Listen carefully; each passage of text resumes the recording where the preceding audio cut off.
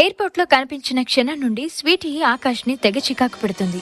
మాటికి మాట జవాబిస్తూ పంచులేస్తూ ఆట పట్టిస్తూ తెగ విసిగిస్తుంది. ఆకాష్ కూడా తన ముందు భార్య ఉందన్న సంగతి కూడా మర్చిపోయి తనకి బదులిస్తున్నాడు. ఇంతలో స్వీటీ ఏదో ఆలోచిస్తూ, ఓ షిట్, లగేజ్ లోపల వదిలేసి వచ్చాను. హే మ్యాన్, వెళ్ళి లగేజ్ తీసుకురా అని ఆకాష్ని చూస్తూ పొగరుగా ఆర్డర్ వేసింది స్వీటీ. తను అలా ఆర్డర్ చేసేసరికి ఆకాష్కి కోపం నశాలానికి అంటుకుంది.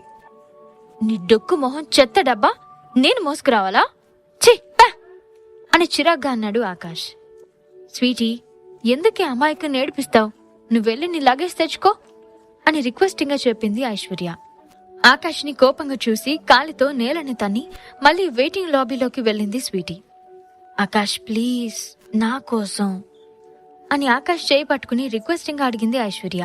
తన చేతిని సున్నితంగా ఐశ్వర్య దగ్గర నుండి తీసుకుని, స్వీటీ వస్తుంది అని తెలిసే ఇదంతా చేసావు కదా? నేను రాను అన్న బలవంతంగా సర్ప్రైజ్ అని డ్రామా ప్లే చేసి తీసుకొచ్చావు కదా, ద్రోహి అని ఒక ఐబ్రోని లిఫ్ట్ చేసి సీరియస్ గా అడిగాడు ఆకాష్.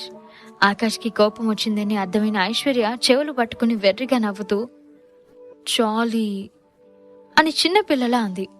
ఐశ్వర్య చేతులను తప్పించి ఆకాష్ ఐశ్వర్య చెవులు మెలిపెడుతూ, నీకు తెలిసి కూడా నన్ను దీని దగ్గర ఇరికిస్తావా రాక్షసి అని ముద్దుగా కసిరాడు ఆకాష్.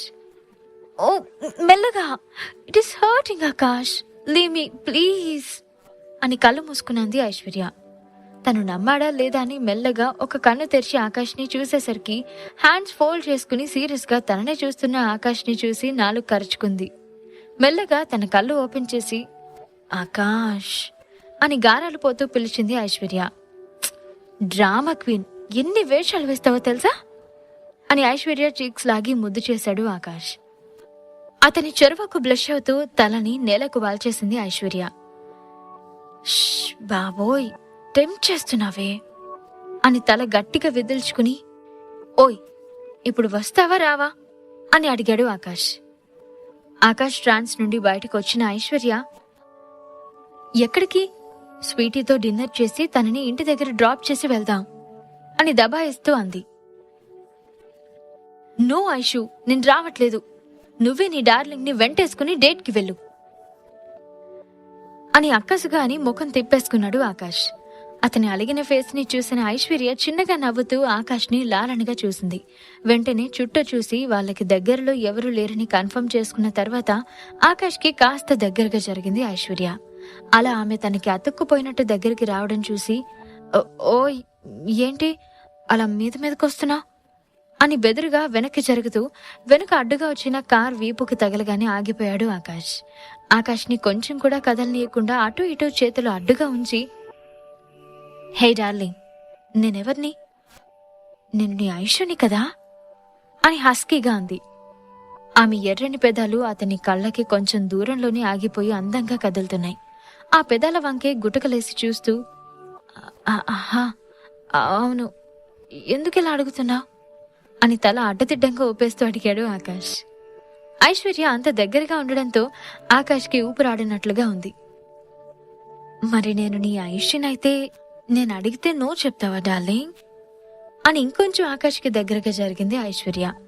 గొంతు తడారిపోతుంటే ఐశ్వర్య మైకల్ను పూర్తిగా మునిగిపోయి, నువ్వడిగితే ఎందుకు చెప్తాను, అస్సలు చెప్పను అన్నట్లుగా తల అడ్డంగా ఊపేశాడు.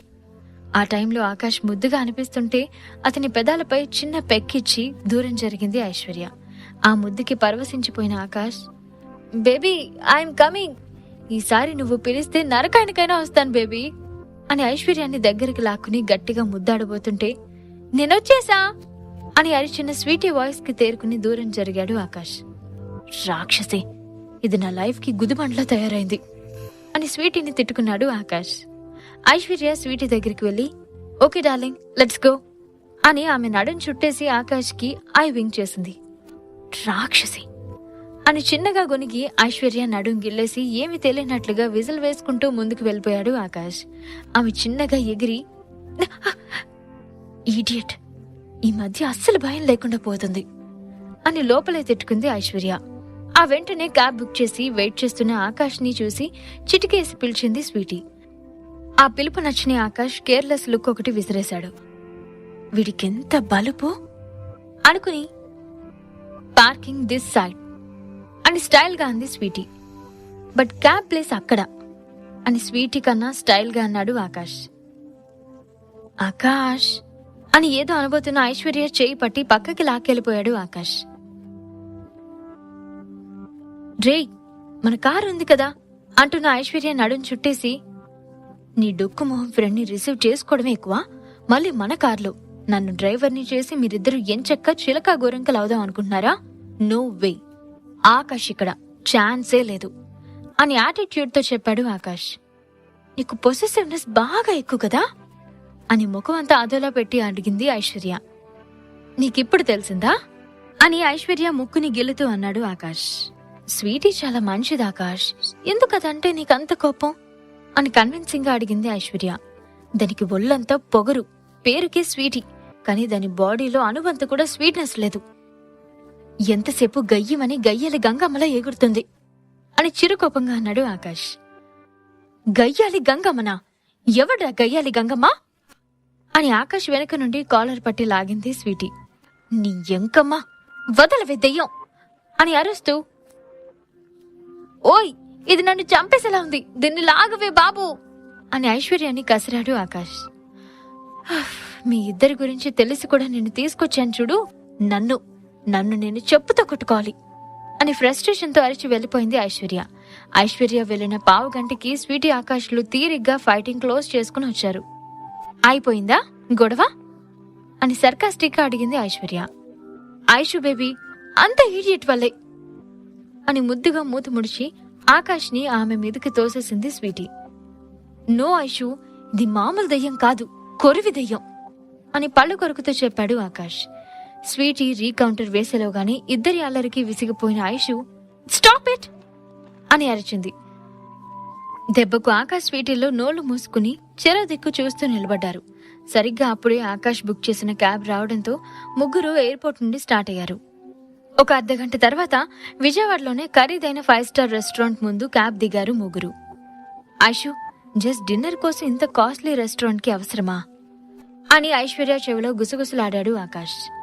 ఆకాష్ ఎంత చిన్నగా అన్నా ఆ మాటలు స్వీటీ చెవిలో పడ్డంతో, ఇది నీ రేంజ్ కాదేమో ఆకాష్, బట్ మా రేంజ్ ఇదే అని పొగరుగా అంది స్వీటీ. ఏ రేంజ్ అయినా అందరూ తినేది బ్రతకడానికి మాత్రమే, నీ రేంజ్ హై లెవెల్ అని డబ్బు తిని బతకట్లేదు కదా అని కొంచెం కోపంగా అన్నాడు ఆకాష్. ఏయ్ ఏంటి మీ గోలా? ఏయ్ sweetie, say sorry to him అని సీరియస్ గా అంది ఐశ్వర్య. ఐశ్వర్య అలా అనేసరికి మొహం మార్చేసింది స్వీటీ. ఈ ప్రశ్నలకు సమాధానాలు తెలుసుకోవాలంటే నెక్స్ట్ ఎపిసోడ్ వినాల్సిందే. క్రింద ఇచ్చిన లింక్ ని క్లిక్ చేసి పాకెట్ ఎఫ్ఎం యాప్ ని ఇన్స్టాల్ చేసుకోండి. Stay tune to pocket FM.